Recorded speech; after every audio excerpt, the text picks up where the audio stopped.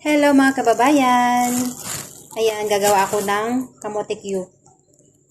May kamote pa pala ako dito, nakalimutan ko na. At ang nangyari,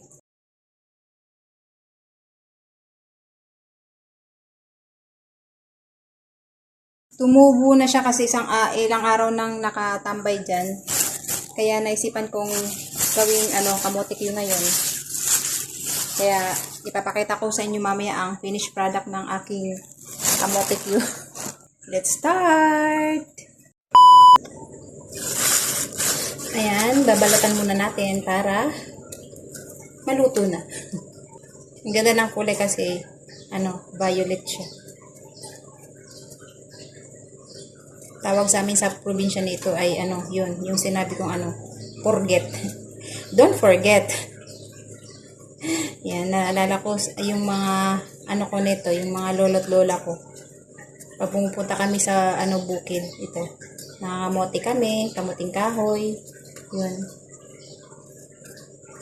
Maganda maniran sa bukid kasi lahat mga presko ang presko ang paligid, presko ang mga nakakain mo.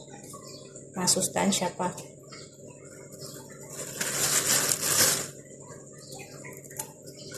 Dahil ako lamang ngayon dito, magpapakasawa ko. Sa kamote, banana Q, kamote Q. Hindi pala banana Q, kamote Q.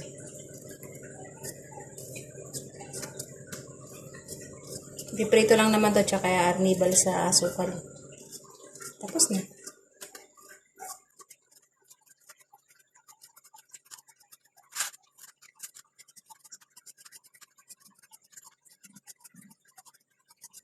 Buti nga naalala ko kasi nagsisimula na siyang tumubo. Tubuan ng mga dahon. Buti naalala ko. Kasi nag-iisip ako kanina kung anong kakainin ko para sa tanghalian. Buti naalala ko tong kamote. Kaya ito na lang din ang kakainin. Tapos, syempre, paparisan ko mamaya na. Alam nyo na yun kung kape. Kailangan maras dito sa amin.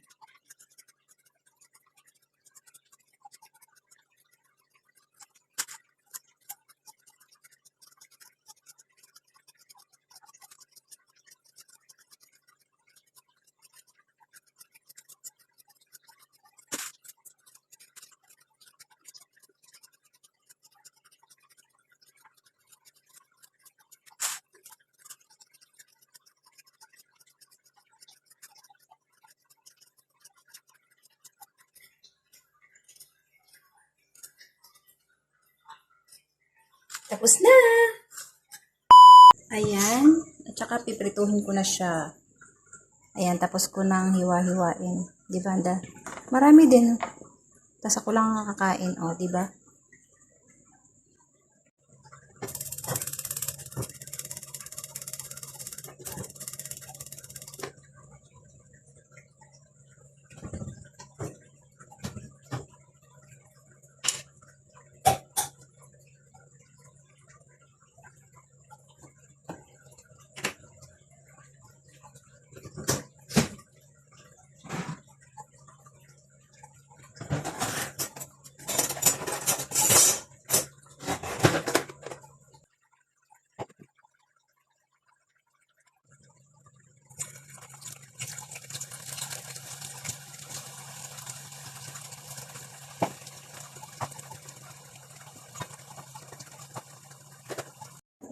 Ayan mga kababayan, tapos ko nang prituhin at aarnibalin ko na siya ngayon.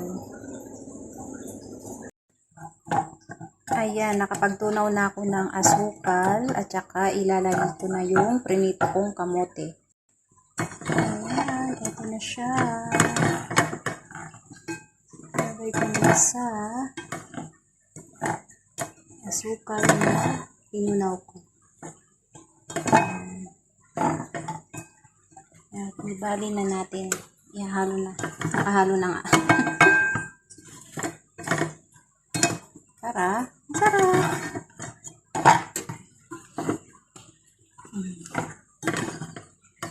Tapos na. Ganun lang kadali.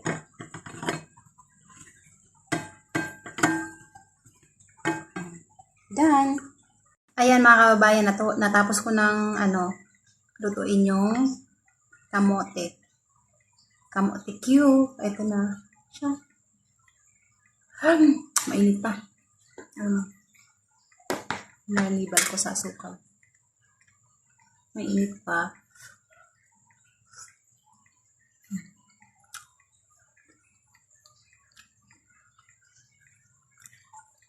Kamote ko na nga.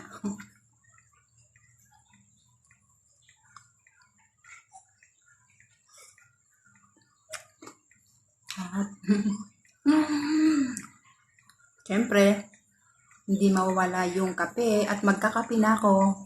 Thank you for watching.